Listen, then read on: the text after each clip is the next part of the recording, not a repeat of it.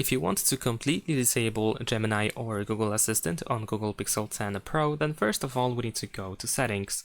Over here, choose your Google account, and then we want to switch to All Services. Scroll down over here in order to find Search Assistant and Voice. Afterwards, we want to proceed to Google Assistant. Now over here, if you actually use Gemini instead of Google Assistant, then you want to go to Digital Assistants from Google, and you want to switch from Gemini to Google Assistant over here.